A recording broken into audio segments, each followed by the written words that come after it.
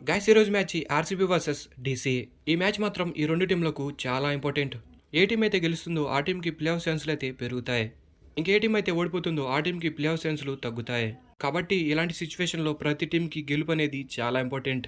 కాబట్టి ఈ రెండు టీంలు ఈ మ్యాచ్లో ఎట్టి పరిస్థితుల్లో గెలవాలన్న పట్టుదలతో ఆడతారు. ఇంకా అలాగే ఢిల్లీ టీంకి ఇంకో బ్యాడ్ న్యూస్ ఏంటంటే రిషబ్ పంత్ ఈ మ్యాచ్ అయితే ఆడట్లేదు.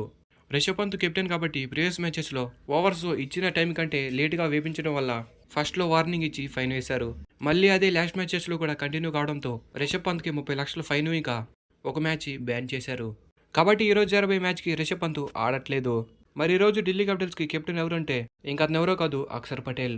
మీరందరూ ఇలా అనుకుని ఉండవచ్చు, డేవిడ్ వార్నర్ ఉన్నాక అక్షర్ పటేల్కి కెప్టెన్సీ ఎందుకు ఇచ్చారు అని. వార్నర్ ప్రజెంట్ ప్లేయింగ్ లెవెల్లో ఉండట్లేదు. మేబీ ఇదే రీజన్తో అక్షర్ పటేల్కి కెప్టెన్సీ ఇచ్చి ఉంటారు. ఇంకా అలాగే అక్షర్ పటేల్ కూడా ఐపీఎల్లో చాలా ఎక్స్పీరియన్స్ ఉంది. కాకపోతే ఐపీఎల్లో కెప్టెన్గా చేస్తుంది ఇదే మొదటిసారి. ఇలా రిషబ్ పంత్ ఈ మ్యాచ్లో ఆడకపోవడం ఆర్సీబీకి కొంచెం ప్లస్ పాయింటే అని చెప్పాలి. ఎందుకంటే ఈ సీజన్లో రిషబ్ పంత్ మంచి ఫామ్లో ఉన్నాడు. ఢిల్లీ క్యాపిటల్స్ సెకండ్ హాఫ్లో కంబ్యాక్ ఇచ్చారు అంటే ఖచ్చితంగా దానికి రీజను రిషబ్ పంతే అని చెప్పాలి. అలాంటి ప్లేయరు ఇలాంటి కీలకమైన మ్యాచ్లో ఆడకపోవడం అనేది ఢిల్లీ క్యాపిటల్స్కి కొంచెం బాధాకరమైన విషయమే. ఇంక ఈ మ్యాచ్ విషయంకి వచ్చేస్తే ఈ మ్యాచ్ ఈ రెండు టీంలకు చాలా ఇంపార్టెంట్ అని చెప్పాను. ఎందుకు ఇంపార్టెంట్ అన్నది ఒకసారి మనం పాయింట్స్ టేబుల్ చూసుకుంటే ప్రజెంట్ ఢిల్లీ క్యాపిటల్స్ 5th ప్లేస్లో ఉన్నారు. 12 మ్యాచెస్ ఆడి 6 మ్యాచెస్ గెలుచున్నారు. ఇంకా నెట్ రన్ రేటు అంత మంచిగా లేదు. మరి ఈ సీజన్లో ఢిల్లీ క్యాపిటల్స్ ప్లేఆఫ్స్కి వెళ్ళాలి అంటే ఈ రోజు జరగబోయే మ్యాచ్లోని ఇంకా తర్వాత జరగబోయే లక్నోతో మ్యాచ్లో కూడా గెలిస్తే అప్పుడు చెన్నై సూపర్ కింగ్స్ ఆడబోయే 2 మ్యాచెస్లో ఒక మ్యాచ్ ఓడిపోయారు అంటే అప్పుడు ఢిల్లీ క్యాపిటల్స్ ప్లేఆఫ్స్కి వెళ్ళడానికి అవకాశం ఉంటుంది. లేదు సిఎస్కే కూడా 2 మ్యాచెస్ గెలిచారు అంటే అప్పుడు ఏ టీంకి అయితే నెట్ రన్ రేటు మంచిగా ఉంటుందో ఆ టీము ప్లేఆఫ్స్కి వెళ్తారు. ప్రజెంట్ నెట్ రన్ రేటు సిఎస్కేకి మంచిగా ఉంది. కాబట్టి ఢిల్లీ క్యాపిటల్స్ ప్లేఆఫ్స్కి వెళ్ళాలి అంటే ఆడబోయే 2 మ్యాచెస్ గెలవాలి.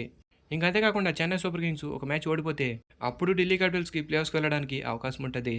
ఇంకా నెక్స్ట్ ఆర్సీబీ విషయంకి వచ్చేస్తే ఆర్సీబీ ఈ సీజన్లో ప్లేఆఫ్స్కి వెళ్ళాలి అంటే ఏం జరగాలనేది కూడా నేను ప్రీవియస్ వీడియోస్లో చెప్పాను. మళ్ళీ ఈ వీడియోలో కూడా ఒకసారి చూద్దాం. ఆర్సీబీ ఆడబోయే 2 మ్యాచెస్ గెలవాలి. అది కూడా నెట్ రన్ రేటు మెరుగుపడేలా గెలవాలి. ఎలా అంటే ఫర్ ఎగ్జాంపుల్గా మనం చూసుకుంటే సిఎస్కే ఆర్సీబీ రెండు టీంలు 7 మ్యాచెస్ గెలుచుంటే అప్పుడు ఏ టీంకి అయితే నెట్ రన్ రేటు మెరుగ్గా ఉంటుందో ఆ టీమే ప్లేఆఫ్స్కి వెళ్తుంది. కాబట్టి నెట్ రన్ రేట్ కూడా చాలా ఇంపార్టెంట్. ఇంకా మనం ఈ మ్యాచ్ విషయంకి వచ్చేద్దాం. ఈ మ్యాచ్ జరగబోయేది బెంగళూరు హోమ్ గ్రౌండ్ చిన్నస్వామి పిచ్లో. మరి పిచ్ రిపోర్ట్ ఎలా ఉంటుంది అనేది ఒకసారి మనం చూసుకుంటే ఈ పిచ్లో ఫస్ట్ బ్యాటింగ్ యావరేజ్ స్కోర్ వచ్చేసరికి 173. మరి ఫస్ట్ బ్యాటింగ్ చేసిన వాళ్ళు ఖచ్చితంగా గెలవాలి అంటే 200+ స్కోర్ కొడితేనే ఈ పిచ్లో మ్యాచ్ని గెలవడానికి అవకాశం ఉంటుంది. లేదు అంటే ఈ పిచ్లో ఫస్ట్ బ్యాటింగ్ చేసిన వాళ్ళకంటే సెకండ్ బ్యాటింగ్ చేసిన వాళ్ళకి చేజింగ్ చేయడానికి చాలా ఈజీగా ఉంటుంది. కాబట్టి ఇక్కడ టాస్ గెలిచిన వాళ్ళు మాక్సిమం 90% చేజింగ్ తీసుకోవడానికి ముందుకు వస్తారు. ఈరోజు మ్యాచ్లో ఖచ్చితంగా భారీ స్కోర్ అయితే కనపడుతుంది. ఇంకా ఐపీఎల్ మొత్తంలో ఈ రెండు టీంల హెడ్ టు హెడ్ విన్స్ ఎలా ఉన్నాయనేది ఒకసారి మనం చూసుకుంటే ఈ రెండు టీంలు ఐపీఎల్ మొత్తంలో 30 సార్లు తలపడితే 11 సార్లు ఢిల్లీ క్యాపిటల్స్ గెలిస్తే 18 సార్లు ఆర్సీబీ గెలిచారు. ఓవరాల్గా ఢిల్లీ మీద ఆర్సీబీదే డామినేషన్.